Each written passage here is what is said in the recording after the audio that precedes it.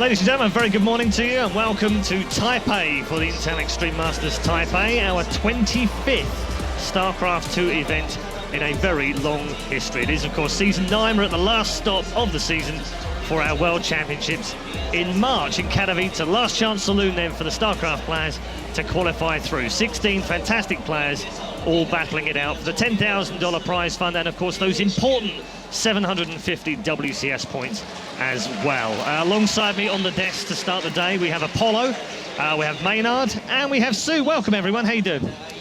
Very good, mate. Yeah, very good to be here. This is great. Yeah, it's good to have you here as well. Great to have you back with us again, Maynard. I know we've had a few ribbings about cricket and rugby, and they'll probably continue through the day. But nevertheless, it's even though England suck right now in all of those sports, it's great to have you with us. Yeah, I mean, the 4 or 5 esports fans that follow cricket and rugby as well as StarCraft will definitely appreciate the banter, Paul. I definitely think it's definitely worth bringing up on the desk. Absolutely, all 5 of them. You're right. Okay, it's okay. Yeah. You know what? You and I can go over and hash about the NFL. Well, I think Super Bowl hasn't happened, Susie. It might have to be a post-Super Bowl thing because I might actually run out of ammo after Seahawks beat the Patriots. Wow, and so it begins. In Control is already spinning out of control.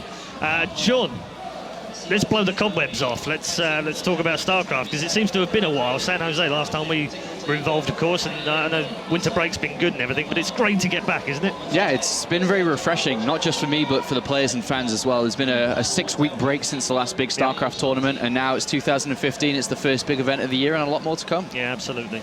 Right, let's take you through the schedule first and show you what's coming up over the next 4 days, because we do have 4 more days of StarCraft II. If you were with us yesterday, there were some terrific bracket games going on in bracket 1 and 2, and we have our 4 players through to the group stages, which begin today. We'll start with Group A and Group B today, and other matches that we don't cover will also be on our B stream with Roddy and Nate.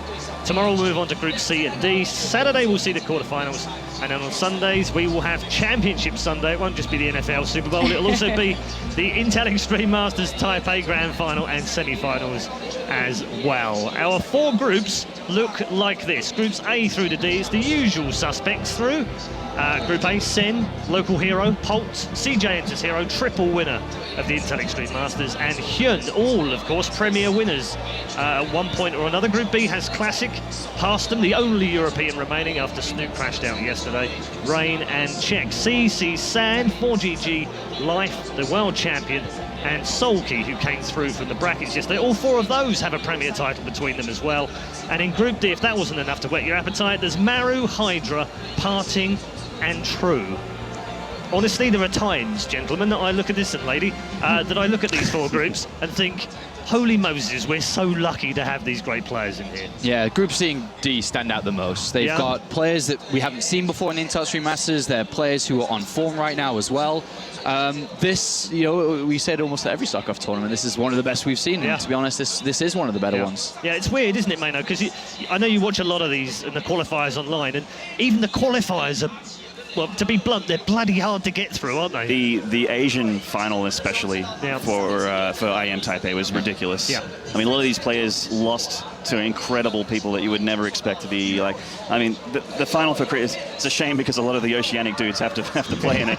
But you're almost guaranteed when you're lumped in with the Koreans that the big scary guys are going to go through. And even some of the scary guys didn't make it. Like True had to come to the open bracket to qualify. A guy like True had to come here. And then had to play Solkey first round. I know, I saw that. First round. You know, it's been a while since I've been back on, doing a lot of things for StarCraft. Yes, welcome back from the dark side, Thank by the you way. very much. But no, this is really exciting for me to come to this event and see all the really high-end players who've, they've just been dominating throughout, and it's great to see some of the Kespa players here as well. Absolutely. So I'm really excited. You hung out with them yesterday. You were sort of milling around watching some of the matches. What was your general feeling? Who felt to you like they were in form, they were doing well? Actually, I've been talking to them all morning, and they're all feeling really good. 4GG kind of was like, oh, as soon as I saw Soki's in my group, I kind of laid, I might be throwing in the towel and just enjoying my time in Taipei. But, other than that, everyone else I've talked to, they're feeling really good this morning. So, I don't know, got some great games coming our way. Yeah, absolutely. Just before we head into talk about Group A, Maynard, who stands out for you? I know you watch a ton of StarCraft. You're a fan. I am a fan. Who stands out of the 16? I mean, there's a few, but is there one that really, you think, for me, as a Terran, and it being his debut in an Intel Extreme Masters, Maru is the guy that I'm looking at today. I really want him to do well. I want him to be in the final. I'm assuming it's probably going to be against herO or Life. But I want that final so badly. As a fellow bro, Terran, I'm with you. As a Terran bro, as a dude bro, Terran. Absolutely excited to see Mario. What about you, Sean? I have to agree, he's definitely one to look out for, but there's 3 players that stand out above every other player in this tournament. It is Mario, and it's also herO, naturally, at the Intel Extreme Masters, and then it's Life, who's on fire right now. He's a BlizzCon champion, he's qualified and doing well in GSL and in StarLeague, and he's a key player in ProLeague as well. Are you not cheering for the love of your life, True? Well, if I want to be realistic, I have to say those 3 names. But True made it out of the open bracket again. It's his 3rd time out the open bracket. 100% rate, man. 100% rate, because he's played in 3 IEMs now, and he's 100% win rate in the open bracket. And today is the day he will also advance from group stage for the first time. I was going to say, because every time he's done that, he's done the hard work, and then he hasn't been able to go any further, so he's disappointed, hasn't he, every other time? And really unfortunate, the last 2 Intel Extreme Masters he's played, and he lost to Snoot twice. Yes. This time, he's going to knock out Parting to move on, so it's going to be really good, because Morrow's definitely going through in Group D, but True's going with him. Okay, before we go any further, let's look at Group A's bracket. This is what we're going to be playing through this morning. We'll start off with our feature match, which is Polt versus CJ into herO. We'll talk about that in a moment. But also the local man, of course, from Taipei, Sen, who the last time he was here in Taipei actually won a title against herO by winning 4-3 in the Taiwanese Open. So there's a little bit of form between those 2. You can watch that one on Group B. As ever, it's dual tournament format. And of course, the winner goes automatically through from the upper, and the lower will also advance to the quarterfinals, which will take place on Saturday. Right, let's turn our attention to game 1. Polt versus CJ into herO. Now, they've got form, these 2. They've played each other 4 times in matches, Sean. Polt's only won 1 of those, but vitally, it was one of the only times that we've seen herO lose at an Intel Extreme Masters, but it was all the way back in Sao Paulo. I don't know even if you can put any weight on that anymore, can you? I mean, that's a year ago now. It's pretty much 12 months ago since that happened. It's, for me, looking at this, I have to 100% go favourite towards herO. herO's on form right now. He had a big loss recently in StarLeague against Life, but against Terran, he's an absolute menace. His Blink Stalker play, his Oracle play, he's so tenacious when he approaches Terrans. And Polt's been looking shaky recently. It took him 3 attempts to qualify for WCS America, a region that he's been dominating over the last year. 3 attempts in a region that doesn't have any Koreans really anymore in it. I have to go herO. This is I'm gonna say again, in conversation this morning, I was talking with Polt a bit, and I mean, he was the first guy here practicing. But he's actually betting on herO to win as well. and it kind of made me sad. It might be mind games. We don't know. But he was like, herO. If you say IEM, it's CJ herO. And so how can I go against that? So I'm not sure exactly, what his thought process is under this. I mean, he might just be here for the experience, but he might have just said that to me to throw me completely off and then wreck face. I mean, we don't really know, do we? All right, Maynard, you're the Terran expert here. Come on, let's see some support for Polt. Sure, expert is very generous. but in terms of where he's been, Sean's right. His last couple of months have been poor, but he's Polt, for crying out loud. He's won 6 titles. He is Polt, and being Captain America aside, this isn't America anymore. This is a very, very scary bracket with some very scary players. And I'm not going to lie to you guys, I'm tipping herO as well. Oh, herO plays week in, week out against the best players in the world in ProLeague, StarLeague, and GSL. He played Flash recently, and sure, Flash hasn't been on form, but he showed the blink into DT. You can go blink into DT without taking too much of a gas hit against Terran, and it looks so scary, and he pulled it off so cleanly against one of the best Terrans. He's in a slump, but he's still one of the best Terrans in the world. And I mean, Polt, what's he done? Recently, he's been playing in Zotac Cup.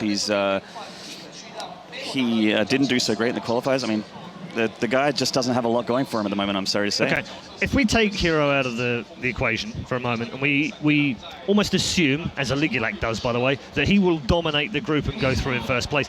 Is that second place up for grabs? Does Sen have some local support behind him that might take him and carry him above herO and above Polt? Or does herO come into this naturally, maybe he secures that second spot? For me, herO is taking second place more than likely today. There's been a recent surge of Zergs beating a lot of Terrans recently. There was a phase a couple months back where Terrans were beating Zergs, but it's gone back in favor of Zerg again recently. herO's had a break, and we know that herO is a guy who travels every week, but he's also just come off the back of the Christmas period where he's had 6 weeks of not doing anything really.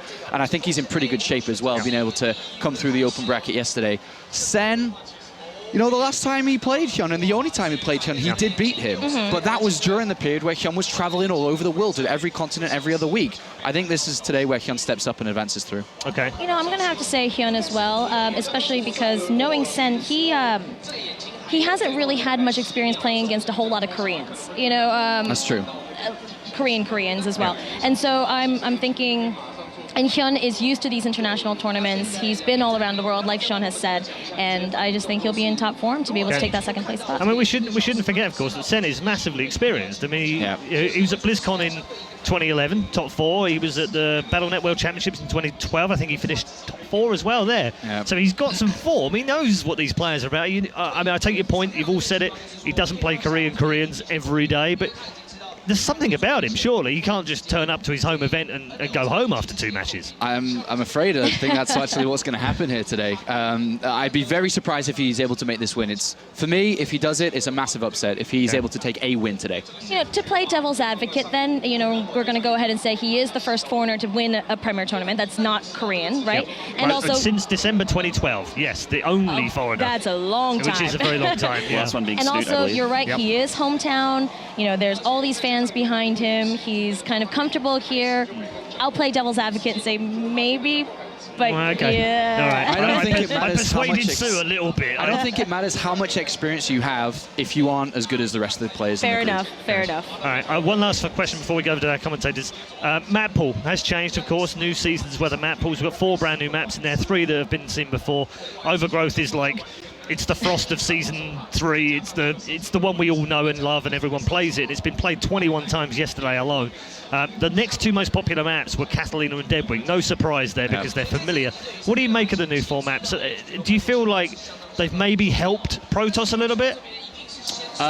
Just very quickly, because apparently we're about to go into the game. I think it's very difficult to say right now. We haven't seen these maps used in the professional set yet until today. They've been used on ladder, and that's kind of it, so it's hard to tell at the moment. All right, okay. Well, we'll pick that up afterwards. For now, though, we are heading over to our commentary team of Kalaris and Todd for Game 1. Day 1 of Taipei was fantastic here at the Intel Extreme Masters with the open bracket, but with the round of 16 now starting, it's a whole other level of talent. herO versus Polt to start things off on day number 2. What are you feeling, Todd?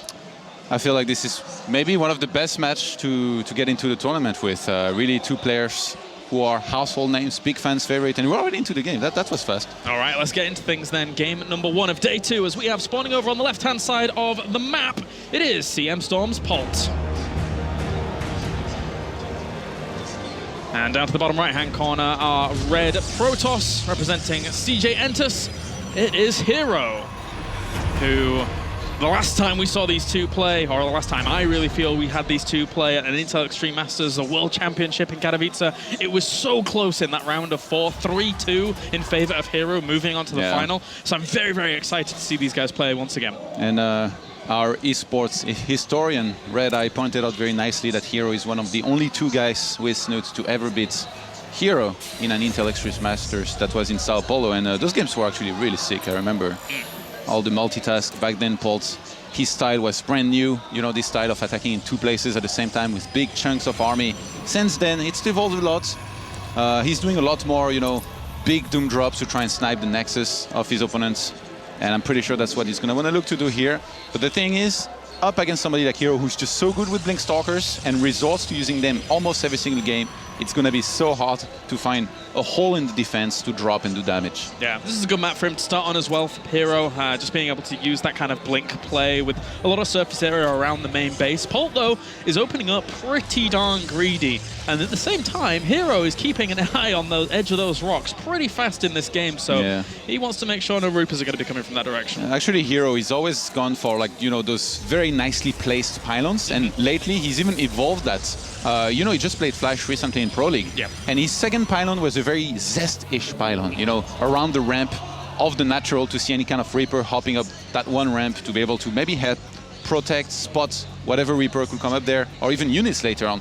And the third pylon is always in a position where usually he goes for the Twilight. So, for example, if I had to guess this game, I'd say it might be to the very right of his main base. Okay.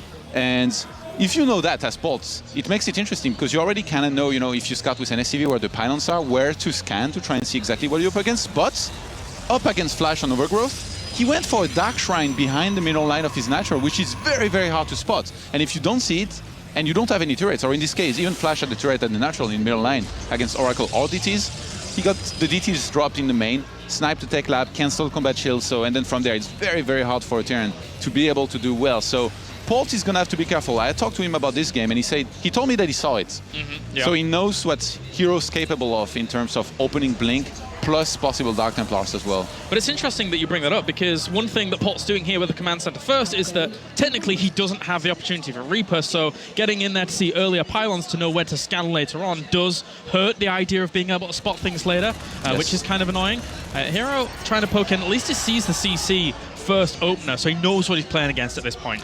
If we're talking purely stylistically, herO is the guy that almost always opened with Blink and Blink Stalkers, and Polt is the guy who came up with, I guess, what at least I like to call the anti-Blink Stalker build. Exactly, where you go for 3 barracks, get a lot of bioforces, then you make sure that not only your opponent cannot do that much damage, but you can also punish grid and maybe a quicker third than otherwise. So that makes it very interesting when these two face off, just to know that they can go for this and that they, their style. Supposedly, Polt's style would counter hero's style, but herO has so much initiative when you open with Blink Stalkers the way he does. So that's going to have to be one of the things that we keep in mind, and we already saw a Twilight Council go down in this game, so I'm pretty sure that we're at least going to see Blink, maybe a Dark Shrine as well. Would you like to see some DTs? I wouldn't mind it. Everybody likes to see DTs, but just not in their games and against them. Just not against them. That's how it goes. When you hear the noise of the swipe, it's the swipe. Yeah, the swipe. It's like the hack and slash. Yeah, the hack and slash. The execution, the butchery. Yeah. It depends how much damage you're going to take it if your missile turrets are in the right place, I guess. Yeah. But you're totally right, and you pretty much stole the words right out of my mouth. Polt has been so good against Blink, but again, if you mix it up a little bit, if you do add those DTs for flavor, like we've seen herO do, then it can get a little bit scary. For now, though, as the game has gone on, Polt's looking okay. Not too many huge decisions have been made, but it's going to be difficult for him to spot that Twilight Council, I think, again, because he didn't have that Reaper opener, didn't quite know where all the pylons were in the main base to be able to spot later on. Thing is, when you play against herO, even if you don't see that Twilight Council, like, you can always kind of get a feel of how many Stalkers he has on the map, and that's already a massive tail that is usually going for Blink, and he's pretty much like 90% of the time going for it. So shouldn't be that much of a big deal. Like, it's not like he's going to get surprised by Blink ever anyway when playing against herO. It's interesting though, like, what Susie mentioned with talking a little bit to Polt, and Polt not sounding confident at all, basically saying that he predicted herO to do very well here.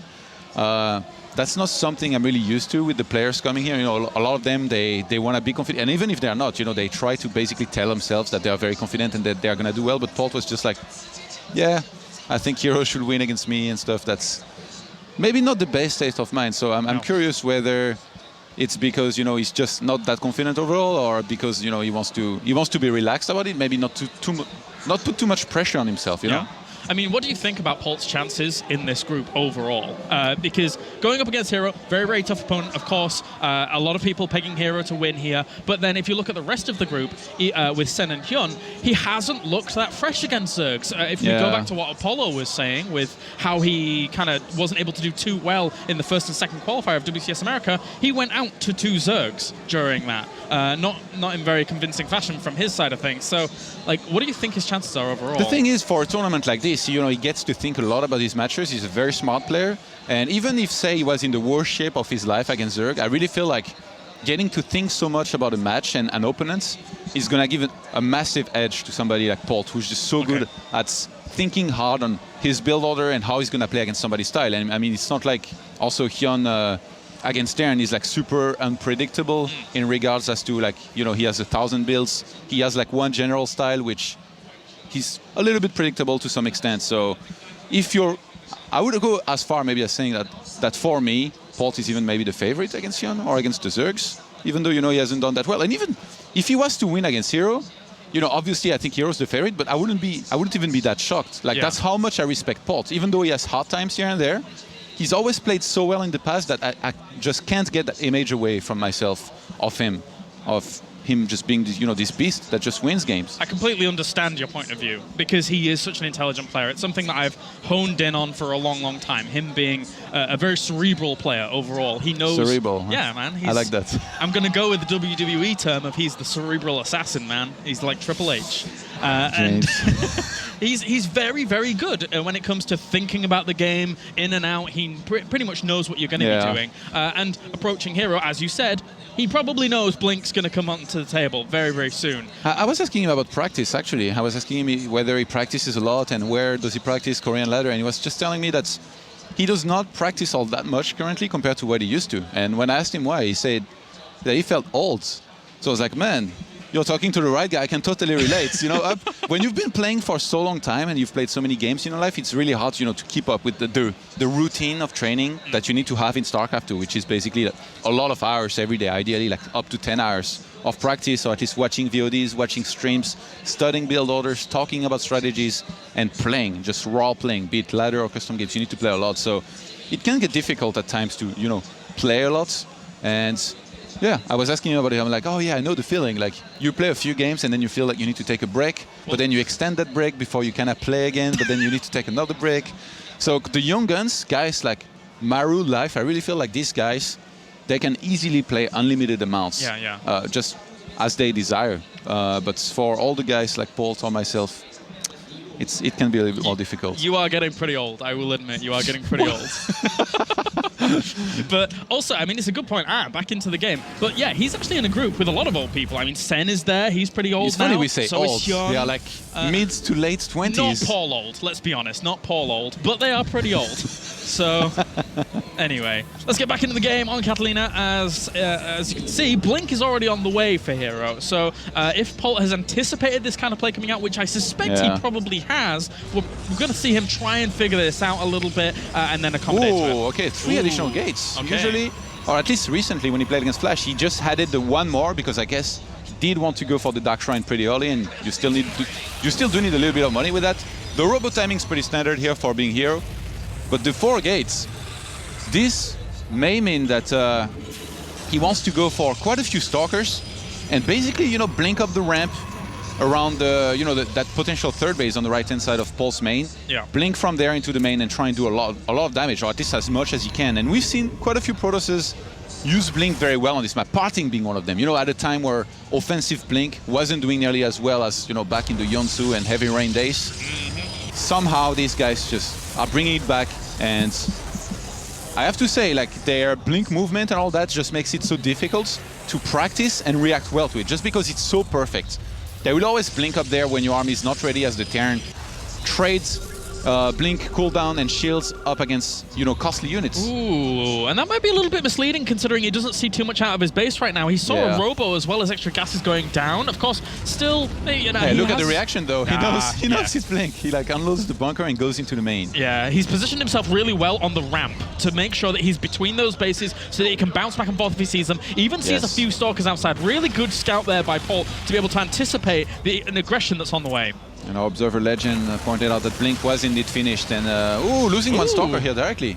Yeah, hero's in a slump. Not too characteristic there, losing that quickly. And then after losing that Stalker, instantly going into the Robo base. So this is forcing a reaction of defense out of Polt, but notice he hasn't really made too much in his main in terms of defense. Yeah. This army is just well positioned to be able to greet this. And also, he's noticing probably that there hasn't been that many extra Stalkers added on between that extra fight. These ones coming in now might tip him off a little. He's trying to get a critical mass of Stalkers with which you can even fight against this massive army of Polt. But Polt, having opened with 3 barracks and pumping out that much bioforces, I really feel like if he plays this well, Polt is going to be in a great position. And herO right now is making most of the situation. He's trying to trade just shields for units, but he's actually lost a few Stalkers here and there. He finally got to snipe on that bunkers. And with a Warp Rhythm plus Robo Bay behind this, I'm really starting to think that herO might want to go into the third base. I really feel like hero's not the guy to go for an all-in. And look, he restarts pro production here. He's going to drop Zealots in the main and attack at the front with Blink Stalkers. Well, that's what makes a player like herO so incredibly scary. It's that he is pressuring you at the front with a Blink Stalker attack that can be extremely detrimental to a Terran, but then there are transitions behind it. The War Prism Harass on the way whilst this Blink is going on, then the Colossi coming in as well. So Polt's accommodating, once again, for plans that are, you know, he's seeing face on. He's not realizing that there is a drop in the main, I think. Yeah. He finally evacuates, but this many Zealots is going to be pretty hard to kill. They could even go for the eBay. Oh, they're blocking each other. It'd be very nice to get that +1 down, but unfortunately we're blocked off by those minerals, so not exactly getting the most damage done that he would like to, as it's halfway complete. I don't think he's going to be able to kill this off by the time the bio will be able to save. Yeah, has to evacuate, but at the same time, the third base started. What are you guys doing here? Walking to their deaths, unfortunately. Actually, like, with the amounts of units that herO has lost and with the damage that is done, this might be an incentive for Polt just to go for maybe even some kind of SCV pull and an attack on the natural or third base of his opponent. If you think about it, as I said, that he starts with third CC. Thank you, Polt. Well, guess I was wrong.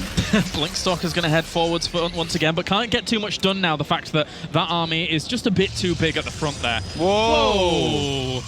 All Not right. a regular third base here for herO. Well, It's a hidden one, and a lot of additional gateways. I guess since he went for double forge, he wants to maybe. Oh, he's gonna get that. Nice Really nice pickup. snipe. Actually, how many Vikings are we on? I think just a few, but Polt playing a little bit sloppy here and there. All right, at least he was able to get one medevac though in return of that Warp Prism going down to the left-hand side, but I really losing. feel like, sorry, but Polt's army is so scary. Like if he was to get just a few more Vikings and attacks. Okay, yes, he's actually just on 2. I thought he had maybe 4 to 6 now, but not that many. Yeah, army supply is 73 to 48. It's the strength of herO right now. He's only in the Colossus. Blinks forwards, trying to kill off a few of these Marauders as well. Few force fields, actually. So he does get a little bit of that bio on the retreat out, but Polt saves the majority of it. Good blink forwards to take out one of those medevacs on the retreat out. And now this base is eventually going to become an issue because Polt is going to poke forwards, eventually see that there's still no third base and be like, well, I don't really think if I can push forwards because all of his money's been going into this. But if that base is to come to fruition properly up to the top right-hand corner, that could... Oh, well... Why not? herO. Because herO. he can. I guess so. Because he's Protoss. He's got to be careful there. That's a lot of investment into 2 Nexus that aren't going to pay for themselves for a little bit here. So if Polt wants to press the issue, I suppose the 3 Colossi against only 2 Vikings are really holding ground for him at this point. I don't think I saw an Armory. And because of the way, Polt has been a little bit sloppy here and there with his units, he's got quite a few Medivacs and Marauder snipes. I feel like there is a chance that here he might go for a timing with just enough Vikings to counter the Colossus. Maybe even an SCV pull. Wouldn't you be let's theorize a second. Wouldn't you be careful against someone who you don't know is on 3 base yet here? Because they could have teched into something like Stormy. I mean, he doesn't have a Ghost Academy down for anything like that. Of course, it's not there, but... He's just playing, the assuming game. He's assuming that behind this, there is going to be a lot of Colossus in any case. And I think he saw up to maybe 2 or 3 earlier when he moved out. So he knows that if he gets enough Vikings here and he goes for an attack, it's going to be so damn strong of an attack. And I really feel like this is what might happen. Even though usually Polt doesn't really play like this. He's more of a, doom drop kind of guy that we try to snipe the Nexus here and there. Well, he's taking his gases on his third base as well during all of this. So 4 Medivacs, man. Oh, moving around the right-hand side as well. Polt has always been very, very well known for those kind of counter-attack-based styles. This pylon that was added on so long ago is going to actually have a little bit of play up to that he's going to load it up and go for the main here in a second, I think. And pull back around the natural. Well, seeing how far the army is out of place, it would be perfect. He has to drop. It would be great. He's taking a little bit of damage, but... The thing is, if he scans for the main now, herO's going to realize what's up. And herO is actually just heading on home right now. This feels like a little bit of a bait here by herO. Maybe he was thinking about attacking, but upon seeing that chunk of army here, he probably realized that Polt, if he sees that your army is out of position, he's going to drop your main, or he's going to drop one of your bases and go for the Nexus. So he pulls back home, and now he's waiting for Polt to drop, in which case he's just going to try and crush whatever it is that he's dropping. And herO must have so many probes by now. Oh my god, like 4 bases. Oh, just 66 actually. Yeah. Okay, he spread out the probes very well across the spaces then, I guess. It's interesting that herO took no extra gases on his 3rd or 4th base. With the Templar Archives coming in now, he might be a bit gas-starved across all of this, unless he adds some in. But I think he just wants to make sure that he maxes out. He realizes that he's behind on supply, and actually look, oh my god, 153 to a max out Terran. It's going to be so hard for him to hold. He needs to get a lot of charge lots, and Archons. 2-2 is going to complete before the attack though.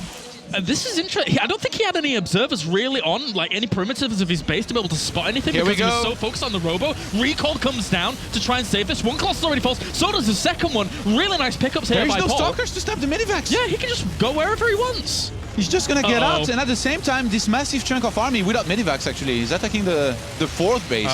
But this is a great position here for Polt, because if any Colossi come forwards, those Vikings are going to have a really nice spot to gun them down. This Nexus ends up falling. Thankfully for herO, he has one up to the north, but this is not the position he wants to be in at all. He is really up against it. So far down in supply, Polt has be very difficult. So many Vikings. They're getting sniped now. He needs to be careful. He needs to defend those ASAP. He's going to go for the attack and close in on this Colossus. He could just push it. He could just push that army. The Vikings are now way away from the Stalkers. They're being zoned down by the bio. This is a perfect opportunity for him to gun down the Colossi, sky back that Zealot force over there as well. This is difficult, very difficult. herO is plummeting in terms of supply. The bio is chasing down the gateway forces, and he's even in the main dropping as well. So Polt has played this game out very, very well, and herO's composition just didn't work out at all during any of these positions that he tried to get himself in. Very difficult. Losing the rest of the Stalkers, Colossi is going to fall, and Polt is going to be able to take game number 1 here pretty handily, actually, I would say. Pretty handily. Another Nexus is going to fall as well. Yeah, I mean, nothing herO can do at this point. He's trying to stay in the game, but basically over. He didn't do any economic damage. He suffered so much losses, and I can't believe he had such a hard time maxing out. Like, Polt's macro was so insane this game. Never missed a heartbeat. I don't know if I liked herO's game plan in this game, I'll be honest. Well, let's talk about it after the game's finished, because herO is finished, guys. I mean, yeah, okay, it was finished a little bit ago, let's be honest. I don't know why this is continuing on, but there you go. It doesn't matter. The point is that all of herO's attention was focused on Colossus, no observers to be able to spot things on the edge of his base. That drop forever was just not noticed up to the top right whilst that was going on. Do you not think he could have branched out to Templar Archives with extra gases on other bases and then used the Robo for a little bit of observers as coverage to be able to spot what things were going on? I really think that in this game, hiding a base the way he did it is just not that useful. Like, you can do that when you're either very far behind and you think you need to do something like this to come back, or you try to do it very early on, but then it's a big risk and gamble. But in this case, I really could have seen this game just developing into a standard one. Like, he was doing a few damage here and there. He could have just taken a standard third base, tech to Colossus, have his Blink Stalkers in defense, and then just kept on upgrading and later on did the timing. Like he did against Flash in ProLeague. Yeah. He was even behind in supply against Flash, but he did well, you know, with the standard gameplay and timings. I don't know why he played any different here. Oh, well. That does it for game number 1 here for the first series of the day. Join us after the break when we'll have game number 2 from Polt versus herO.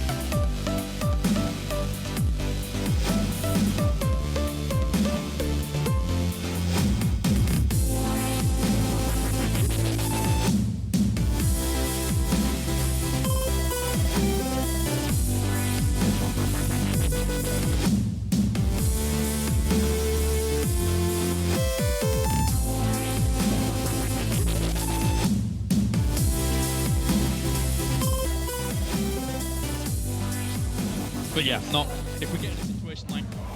All right, welcome back, ladies and gentlemen, to the Intel Extreme Masters Taipei, as we now get into game number 2 here. And it's going to be Inferno Pools, which I am extremely surprised about. I really wasn't expecting to see this map too often. You know what, James? Okay, what? Why are you so apprehensive of what I'm going to say? I'm always scared of what you're going to say. The old map pool was extremely difficult for Protoss against Darren.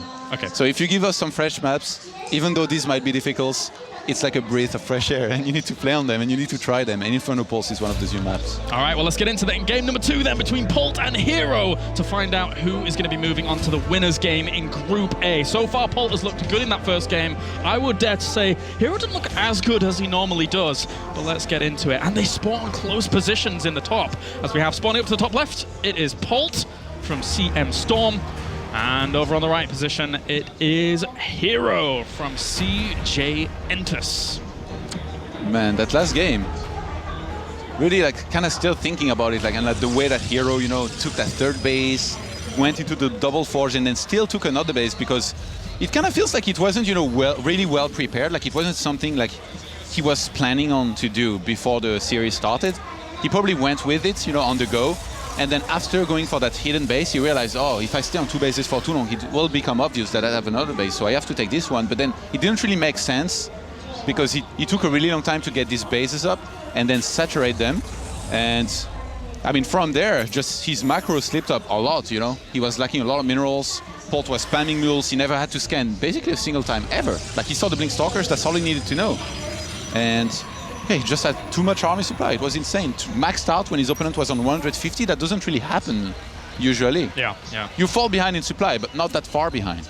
It was an interesting situation to be in. And speaking of interesting situations, I think just in general, the spawning positions that we found ourselves in here on this map are very, very interesting. Technically, it's a really big map. Played on it a few times. But when you get these horizontal positions, you're in for a very interesting time. He's not going to spot the command center first. He's going to go into the main because that's how just the scouting path works out.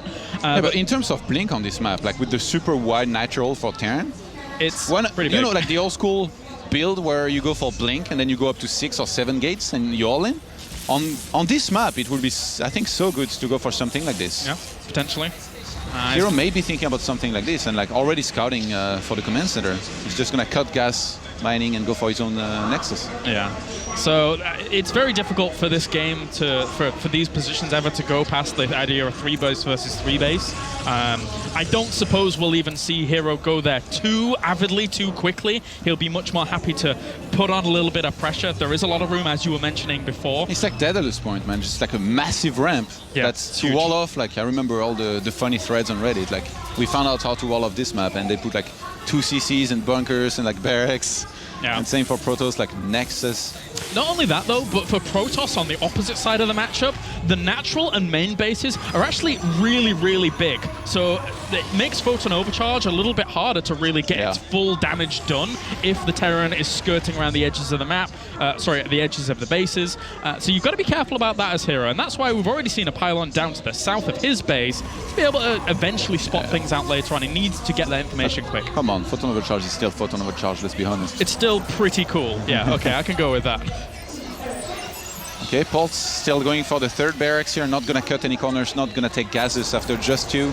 He wants to get lots of bio, lots of Marines, some Marauders behind this. I really like the way he mixed units, by the way, last game. I think it was like 35 Marines, 35 Marauders at some point, so same amount, and then got just enough Medivacs. Maybe a bit too few, but he had the 4, you know, to drop in the main. And a ton of Vikings against the Colossus of herO. He just played so well against that one style of herO, which is supposedly one of the strongest styles that you can play overall in Protoss vs. Terran right now with the Blink into Colossus. Well, for now, Polt's going to head himself out with a little less CV. I don't think he's really seen too much just yet, has he? I don't recall if he's even scouted. But regardless of that fact, herO has been playing pretty, just normal. He got the Nexus, he's getting his 2 gases down in his natural and going into Robo, so foregoing the idea of Blink for now to go down a more stable mid-game route here is herO. With the Sentry, interesting.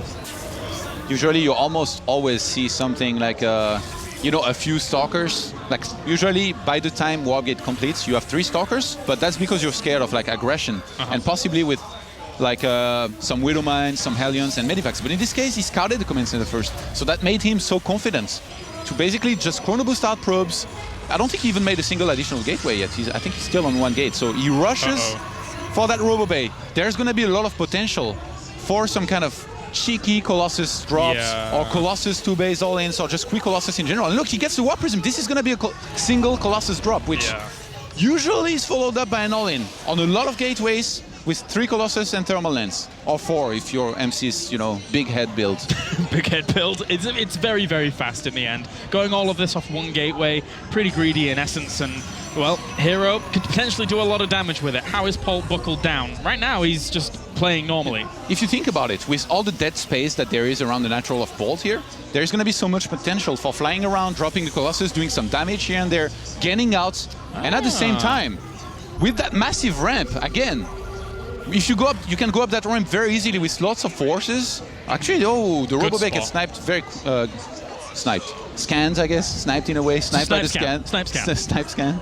And having the info of that, Polt already can start thinking about the possibility of getting attacked by maybe a Colossus drop, and especially later on by an all-in timing. Yeah, and that's a lot of gateways going down as well here. So the initial harass of the Warp Prism down to the bottom left. followed up by big gateway pressure with Colossi. He's got to be anticipating this. There's no other real idea. He went so far out. Yeah, like all the way around. Really doesn't want to be spotted. By the way, back at home, there's not going to be much here for herO's defense. Oh my god. And this is what I mean by the natural being huge. That's a massive army. That's a massive chunk of army moving out right now. Like I said photon overcharge is photon overcharge, but there are limits, Scalaris. Even when he gets up the ramp, the photon overcharge only really hits the very edge of that initial natural base. So he's going to have to position his army so carefully when going up against this army. At least he's got a Colossus to hold him down, but he's going to have a second one soon as well. Steam pack and combat shield just completed. We're at the 9th minute mark, and Polt is going to move in. All right, so one of these gateways is going to get scratched out quite a bit, but he can still move back if he wants to. He's actually positioning his army pretty well. Catches just a few of them with force fields, but takes down one gateway. I guess there aren't limits to photon overcharge after all, with some sentries and one Colossus. But herO forgot to use his Warp Prism here for the longest time. He could have just queued. Imagine, I mean, he didn't load it up with any Colossus, which is weird in itself, but he could have dropped some Zealots. That means he would have had a few less units back at home, but he did fine anyway with just the sentries and Colossus that he had there. And it's a bit weird.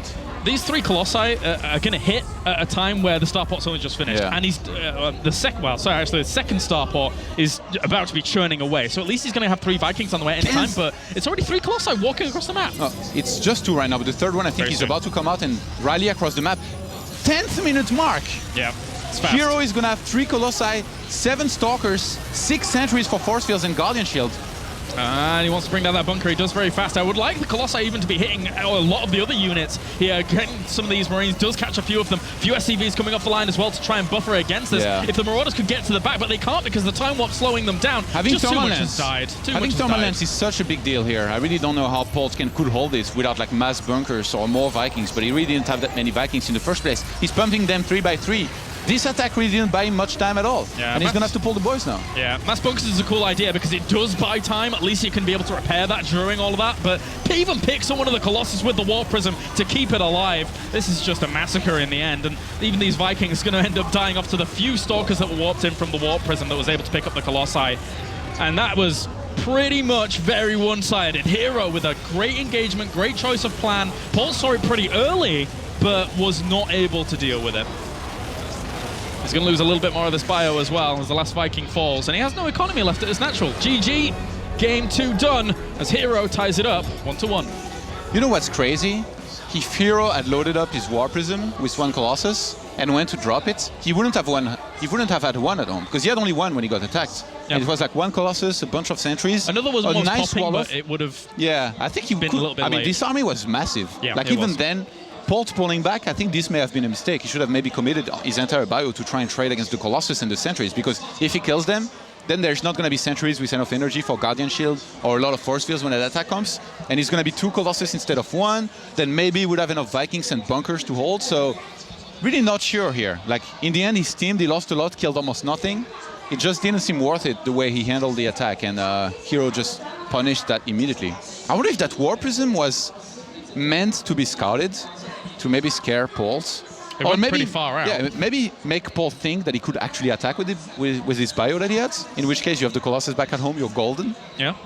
That 1 Colossus, you're right, it did help a lot. And the second one was not going to be out in time for that little push. So at least it was able to buy him some time during that. But now, in just a little bit, we're going to be getting into Expedition Lost for Game 3, another one of our new maps. And again, it's one of those maps that does focus around the kind of 2-base play. Third base is very, very far out. If you're a Protoss going for a third base on that map against a Terran, a player like Polt is going to be able to exploit you one way or another.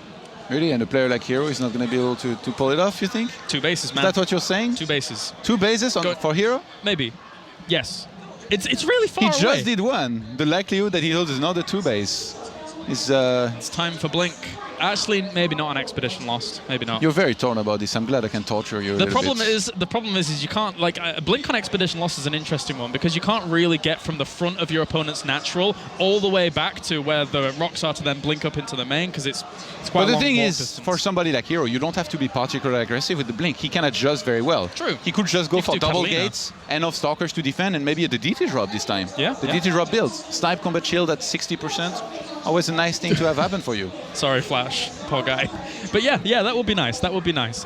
He certainly has a lot of tricks up his sleeve, that's for sure. We've seen it time and time again. I spoke to herO before this series actually unfolded, and he seems pretty confident going into this tournament. I think that loss to Polt in the first game may have been a little bit of a shake, because I don't think he really anticipated losing to Polt here. I mean, of course, Polt's a very good player, don't get me wrong. But herO, as Apollo's already mentioned on the analysis desk, he's playing week in, week out with the very best players in the world in Pro League. You know, there is one build that's very specific to herO, which we haven't seen him do for a little bit of time now. It's the build where you go into Colossus, and after 3, you go into Charge Loss and Templars without any Forges. And usually what happens is that the turn is 1-1, he's on his way to 2-2, and you attack before he has 2-2. And because you skipped on Forges, you have, say, 3 to 5 High Templars with energy for Storm. The Terran player will never have Ghosts, or maybe we'd have 1 to 3, which is not enough if you play well with your Templars, which herO is definitely capable of. So you just kill him right out with the timing, either at the natural or third base. You try to get an engagement against the army of your opponent, you storm everything, and even though he can deal with the Colossus, he can never deal with the amount of charge loss and Templars that you have done on the ground. And having started 2-2, he's going to play against the Terran, because he's going to have I guess that many units missing in his army in comparison as he would have otherwise. So it's a very interesting build that herO used in the past very successfully, and that I haven't seen from him lately. And I think this maybe could be a good map to pull it off. Yeah, could be. Okay, so finally herO has chosen the correct race, and we can get into game number 3. He was a little bit shaken, I guess, overall, but countdown has begun for map number 3 as we get herO and Polt on the way. The winner, obviously, going up to play against Hyun or Sen, as those two battle it out in a Zerg versus Zerg. Don't have any updates on that just yet. Nom. Nom. I think both of them would have a very good chance against Zergs, in my opinion. Even Polt here, despite what we were looking at in terms of like the WCS America results, I think he's still very good against Zergs. So I think that's what I said earlier. So you're disagreeing with me. I changed my opinion after seeing him playing this series after listening so to far. Me. Anyway, not after listening to Todd. Let's get into game number 3. So we have spawning down to the bottom left-hand corner. It is Polt representing CM Storm, and then up to the top right-hand corner, we have our red Protoss. It is herO representing CJ Entus. Every time I see this map, man, I just look at the middle and I keep thinking Neo planets. Yeah? Yeah, bit of the map. It's so similar. Yeah, I guess so. And it's a snowy map too, which we've had quite a few. At some point it started, and like we started using a lot of snowy maps. You don't like snow, Todd? Not too much. Does it not snow much in France? Snow is cold, man. No, I live in the south. Oh yeah, you do. No, never mind then. Do you go skiing, Do you Todd? think Maynard has ever experienced snow being Australian? I don't know. I don't think so. Small little bits. Small little bits. All right, let's see the openers here. herO, he really is one of those Protosses that will almost always open gateway on 13 and do a lot of scouting after it. But he's definitely also one of those Protosses that can skip it for some time. I remember actually the herO opener that he used very well for quite a while was the one where you open with the double gas. That was at a time where every Terran was always opening Reaper, basically 99% of the games. You open double gas, you mine, with the minimum on them. Yeah. And by the minimum, I mean you keep 15 or 16 mineral probes, so you mine like 1+1. Then you throw down the Nexus, and then you scout going around that one Reaper that could be there. Oh, legend. He's been taking tips from me. Look at that. Zooming in on the Tastelope. Anyway. On the what? The Tastelope. It's called a Taste... Tastelope. Tastelope? It's named after Tasteless. Oh, wow. You didn't know this?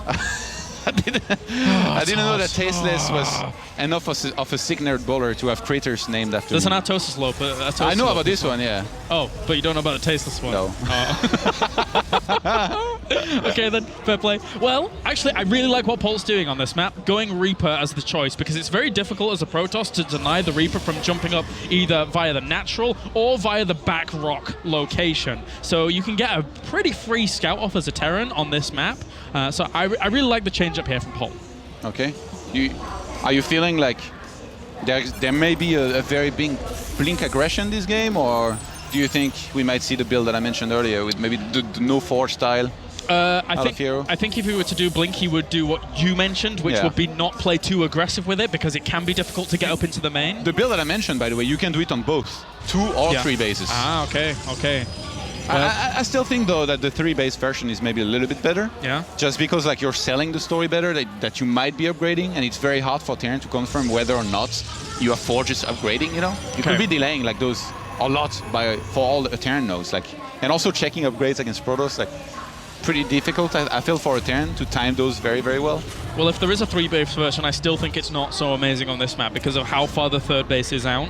Even for a Protoss, it's a bit annoying. Trying to defend against these 3-base locations from drops, etc., something like Polt likes to do. Since he doesn't go for forges, he would have so much more than usual. He could play right in his favor as well. Yeah, that is a lot of investment. Not only the 2 forges, but the upgrades as well, so you would have more units, you're all right. On bases where it's actually difficult, on maps where it's actually difficult to take a 3rd base, I've seen herO in the past. I think it was against marO in ProLeague once upon a time, just taking a 3rd base, spamming Colossus, and when he got the 4th one, he just spammed non-stop Stalkers, got up to like 20 plus, waited for marO to attack, killed his aggression, most of his, the big chunk of his army, and then counter-attacked and ended it straight away, rather than taking it, to a longer game where it's going to be difficult to defend against drop and defend at 3rd base in general.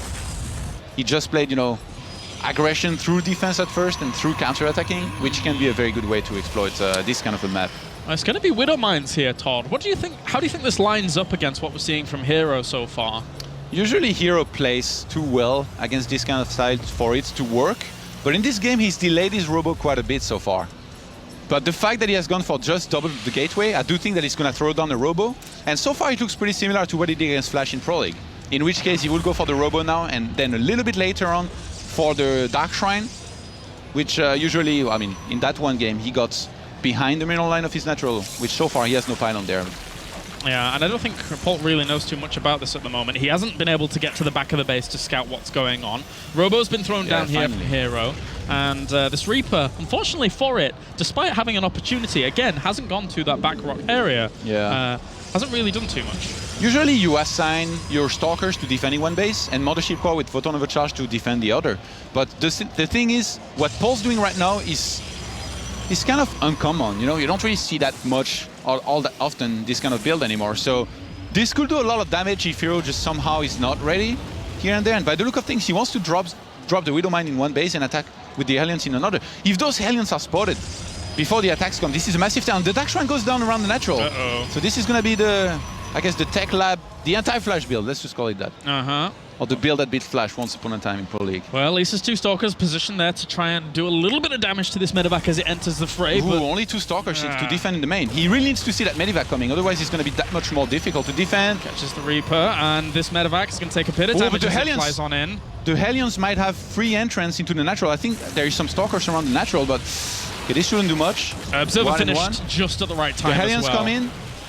He actually took away the Observer from that location. These Hellions are going to do a lot of damage during all of this as well. 7 probes already. Yeah. So 8 gone down there. But again, he could have cleaned up the Widow Mines a little quicker. He actually, he found his Observer that he'd moved with the probes. So at least he did get that finished up in the main. You know what's funny here is that canceling the Dark Shrine, I don't think is even good. Like, you need to let it finish just because it's come a long way, or like it's got so close to finishing, and also you don't have to use it. Well, that's one of the good things about it. And DTs are still like fairly cheap to some extent, in mineral and gas. Like, they're not a massive investment. Like, getting one DT, getting it sniped, not doing any damage wouldn't be the end of the world. And he knows that with that Dark Shrine. I'm wondering if Polt even thought it was a Dark Shrine at all, because he doesn't have an engineering bay down and he doesn't have missile turrets on the way. So he may have thought it was a pylon during all of that. Possibly, yeah, I guess. And because there's no reaction. We'll see if he's safe and he scans. Yeah, exactly. Because right now he doesn't have energy for scans, so he just threw mules down a little bit ago. So I think he may have thought it was a pylon during all of that. To me, it's kind of out of the question just because Polt is so good that he would not see that. But I guess you have a point. He's getting the eBay only now. Yeah, it's a little bit later than I was expecting considering all of that, but one bunker's going to fall at the front. That's a nice pick off for those Stalkers alone. DT is walking to the natural. The APA isn't finished yet.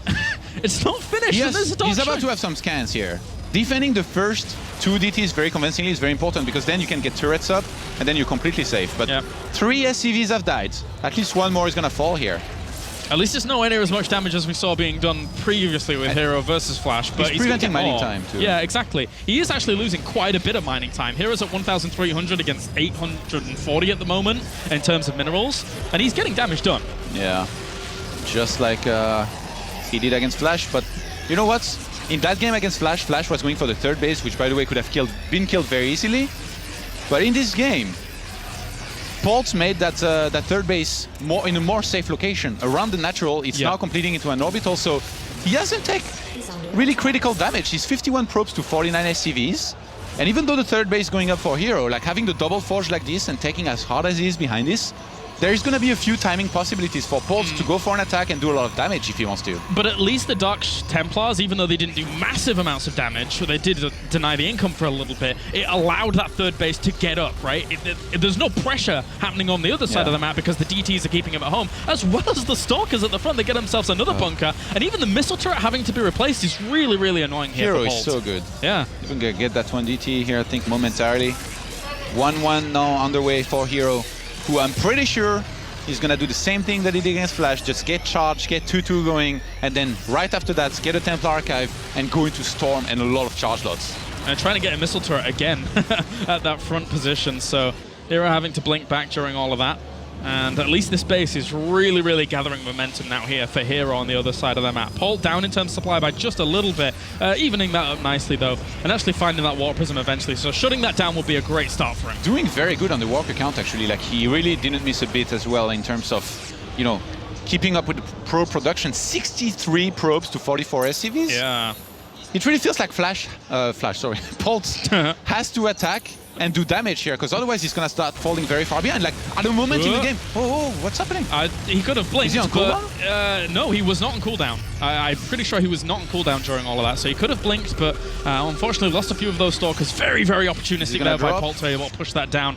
And if he could actually put some pressure on at the back as well, that army's not too big there for herO.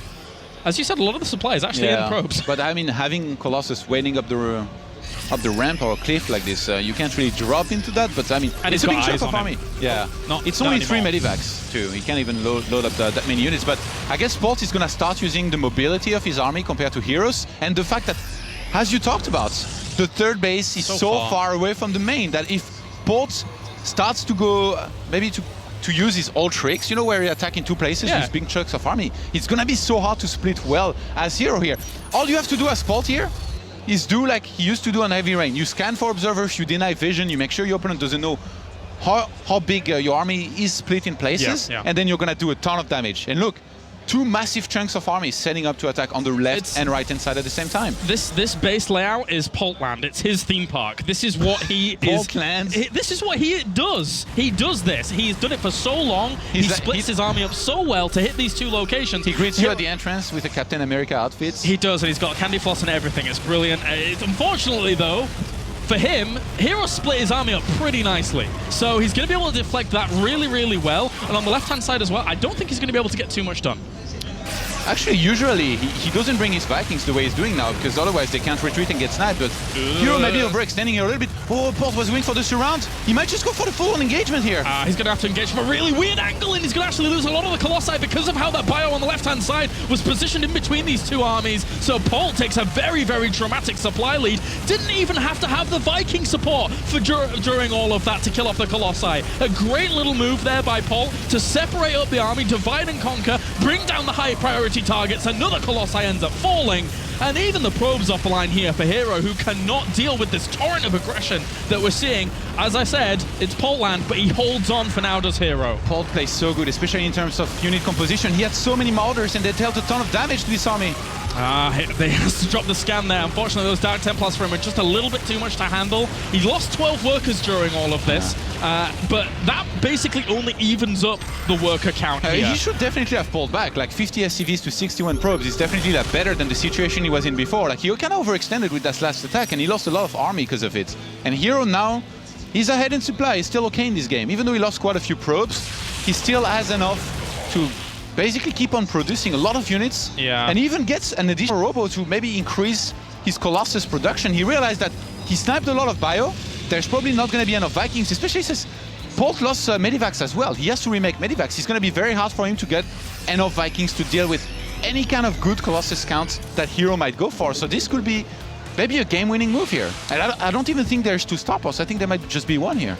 I think if there was a bit quicker saturation on the third for Polt during all of that, then it would have been fantastic. He's actually only transferred a few more SCVs over there about 30 seconds ago to really get that going. And only the second starport going down now, so as you late. just said. That is so late. Yeah. It's going to be so incredibly difficult for Polt to get enough Vikings to deal with the Colossus. And he's going to need insane drops here. And I mean, those are not insane drops. They're like drops spotted by one single suicidal Zealot, which is always sad. Well, the thing is that I feel that Terran does well in these situations, in low supply situations, when trying to drop across 3 locations, but it's 2-2 against 1-0 at the moment, and that is not the best situation for Polt to be in. He doesn't want to be taking straight-up engagements. He has to continue doing what he does best, which is the harassment on the left and the right. Is Polt on a single eBay? I think it might be. Yes. In which case, I think you would just get the attack behind this, and herO kind of I really like the way herO moves out, fakes an attack, kind of hopes, I think, that Polt will try and go for a drop, and then he's just back at home immediately. I never thought of that in the past. Definitely going to be trying that.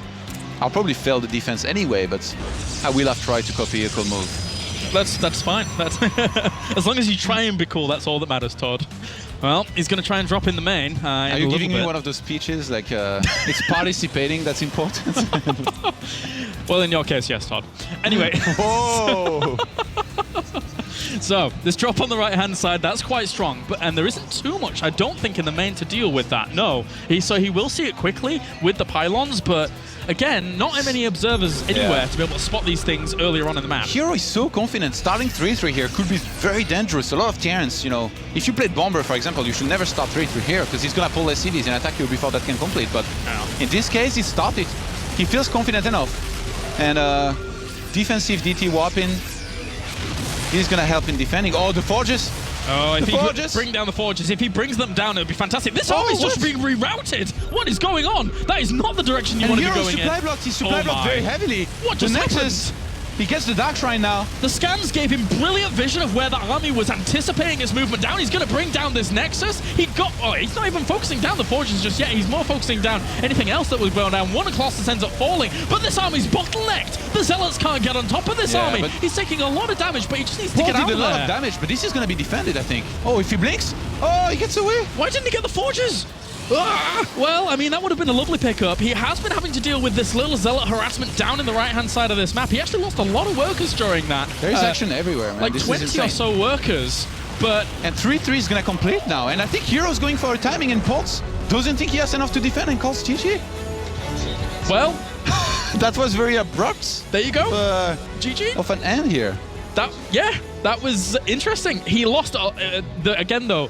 We have to reiterate what we didn't see during that down to the bottom right-hand corner with that harassment on that third base, because he lost around 20 or so workers. Before that harassment had gone, he'd lost about 11. Then we pulled up that thing, and he lost about 35. So that was a lot of his economy down the toilet during all of that, and he didn't kill off big priority targets. He killed one Colossus off, but there were still a few left over after he'd lost a lot of his army trying to snipe out Nexus. You know what's crazy? It really feels like the way he had to evacuate the third base, and like he took so much damage there, Polt. It could have been prevented with just one bunker there, in which case, you know, you take no damage on that third base, and then you're in, I guess, okay position. I mean, he did lose a lot of army. He didn't snipe the Forges, probably realized that 3-3 was about to complete and he was going to be attacked anyway, but still, like, didn't feel like he was out of it just yet. Like, he was in a bad spot. But I don't know. Feels like he left a little bit early anyway. And yeah, I just want to say that basically, maybe with one bunker, he doesn't have to leave here and he's in a much better position. So a little bit surprised that it went the way it did in the end. Well, regardless of that fact, herO was able to take a 2-1 victory. And also, elsewhere in this group, Hyun was able to take a 2-0 victory over Sen. So that means now we have Hyun versus herO in the winner's match, and Polt is going to be going up against Sen in the loser's match in Group A. So some cool matchups to come. Oh, why didn't he go for the Forges, man? I don't know, that would have been so nice. It's like and then a dream. Get out, maybe. It's like a dream scenario for Terran and a nightmare one for Protoss. When you make your Forges in the main, and when the Medivacs, and it's not even 2 Medivacs, it was like 4 or 5. It was a lot. They dropped everything on top of those Forges. You could literally click it, count 1 second, and the Forges are gone. This was so weird here by Polt. Wow. He prioritized everything else, like maybe the Nexus, killing the Colossus, which is definitely nice, but he still could have gotten those Forges. And then got out and made a longer game of it. Why, oh, why? Oh, wow. That does it here from the caster's desk. Let's head over to the analysis desk with our winner. It's CJ herO. Yes, thank you very much. Yes, we do have herO on the desk joining us. CJ Entus herO, great to have you back at the Intel Extreme Masters again. We love having you here. We love paying you $10,000 every time you come, and giving you a trophy as well. 올 때마다 $10,000씩 주는 게 자기네들은 너무 영광스럽대. 더 영광스럽도록 만들어드리겠습니다. I mean, it's an honor for him too, and he wants to make it more honorable. I guess his way of saying he'd like to continue collecting those $10,000 every time. Yeah, we're okay with that. Let's start with game one. I know Sean wants to ask you a question about game one. Yeah, I was watching it all. Very impressive play from both sides, but the standout question has to be, I suppose, focused on game one, but the overall series. You must have been surprised at how well Polt played today. I think everyone was not kind of expecting that level of play from Polt. 일단 게임 1부터 시작할 건데 지금 폴트 선수가 이렇게 잘 할 거라고 예상을 했는지, 그리고 첫 경기에 그러니까 첫 경기 좀 공격스럽게 나왔는데 그걸 좀 당황한 것 같았어요. 네, 솔직히 첫 경기 해보고 적잖이 당황했거든요. Said first after game 1 he was kind of like whoa, taken aback. 그래서 이거 이렇게 그냥 흐르는 대로 가지 말고 그냥 좀 정신 차리고 해야겠다, 그렇게 생각했어. And he was thinking, all right, I can't just go with the flow with this. I'm gonna have to really concentrate and beat this guy. Okay. Yeah. Game 3. Well, actually, let's do game 2. You said it was like spawn positions decided that had to be an all-in. I just want to get that from herO. What did he think? Was it spawns? Basically, they forced into that because of the spawning 이 positions. 경기에 그 맵에 이제 시작하는 그것 때문에 그런 빌드를 했는지? 네. 이 경기는 즉흥적으로 자리도 그렇게 나오고 초반 빌드도 제가 좀 유리한 상황이었기 때문에 괜찮겠다 하고 그냥 했었어요. Yeah, he said it was the spawn. You know, he realized that, and then what he was planning on building was pretty aggressive anyway. And so as soon as he saw that, he was like, I think I'll be all right for this. Okay, cool, good stuff. He knows more English than he lets on as well now, because he does know more English. How much English has he got? 영어 되게 잘하면서 왜 못하는 척하고 있는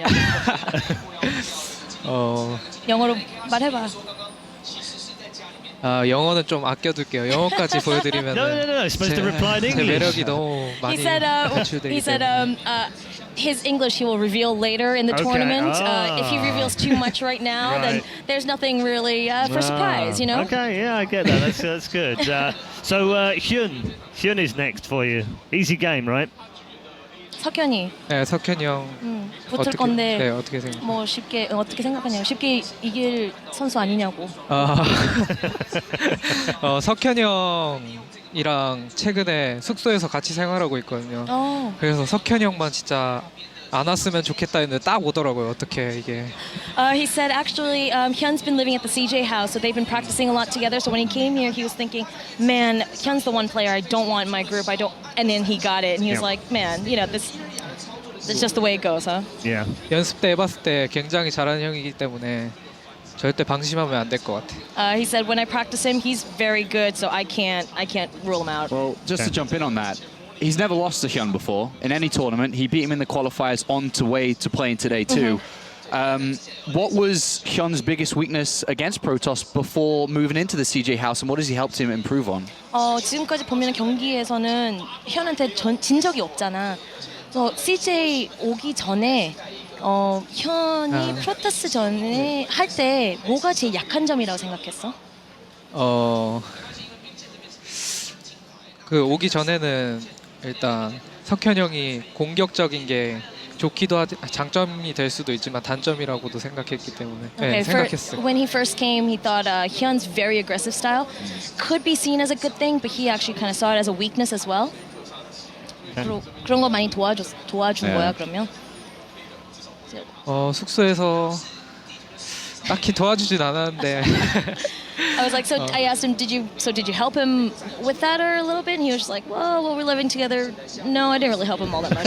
Try not to. 저희 숙소 와서 그냥 전체적인 기량이 많이 는 것 같아요, 석현이. But just in general, coming out to the CJ house, he feels that Hyun has definitely increased in skill just by practicing with everyone. 그래서 석현이 형 경기도 기대해 주셨으면 좋겠어요. So don't expect too much out of him. They want you to also expect great games out of Hyun too. Okay, absolutely. Yeah, definitely. One quick question, then last one. Intel Extreme Masters, you've now won 3. 지금까지 세 IEM을 이겼고. Is this going to be 4? And are you going to be able to win the World Championship this season? Is that your goal?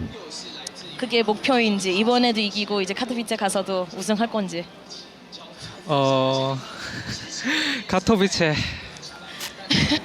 네, 일단 카토비체는 생각하지 않고 이번에 우승해서 4회 우승까지 넘보고 싶어요. Okay, he said he's not even thinking about Katowice right now. Okay.